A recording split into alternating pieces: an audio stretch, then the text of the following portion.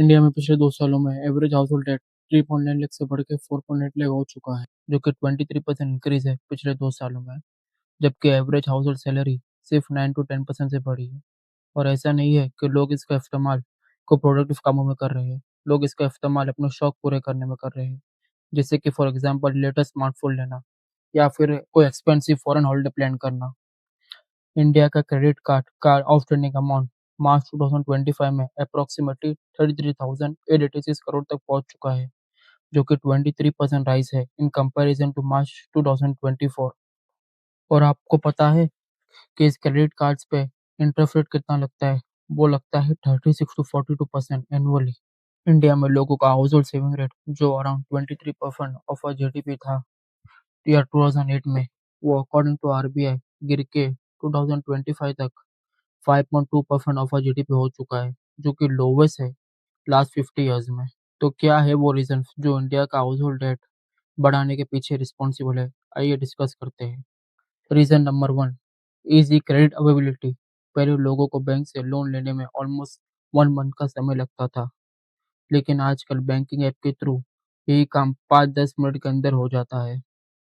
Fintech company जैसे कि Paytm, phone पे, गूगल पे ने लेंडिंग को और भी आसान कर दिया है।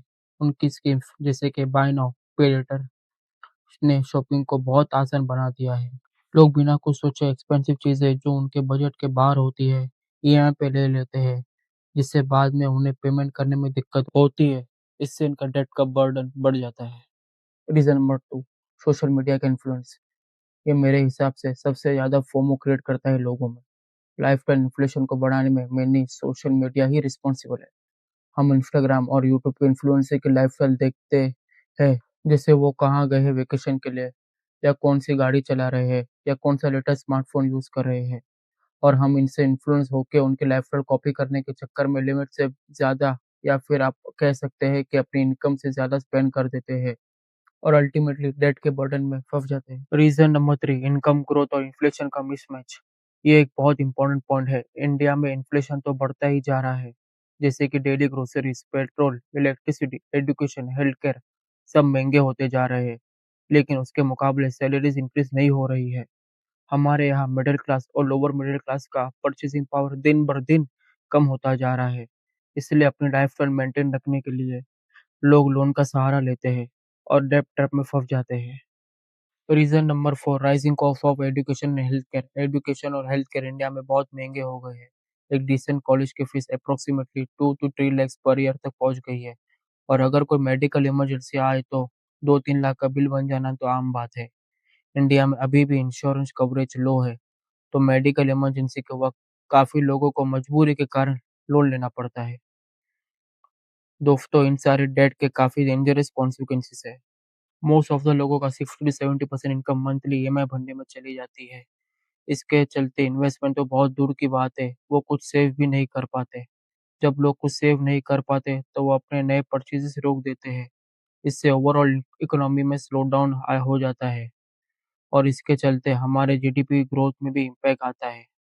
हाई इन्फ्लेशन और लो इनकम ग्रोथ के चलते लोग अपनी मंथली ईएमआई पे नहीं कर पाते। इसके चक्कर में काफी लोग अपने लोन डिफॉल्ट कर देते हैं। इससे हमारी बैंक्स और एनडीएफसी सफर करते हैं, जिससे अल्टीमेटली उनका एनपीए बढ़ जाता है। लोन्स के बर्डन के कारण लोगों में एंजाइटी, डिप्रेशन बढ़ते जा रहा है, जिससे उनकी मेंटल हेल्थ खराब हो रही है। लो इनकम ग्रोथ के कारण उन्हें हर वक्त यही टेंशन रहता है कि कैसे वो अपनी ईएमआई और क्रेडिट कार्ड के बिल्स की पेमेंट करें। पर ऐसा नहीं है कि आप इस डेट ट्रैप से बाहर नहीं निकल सकते।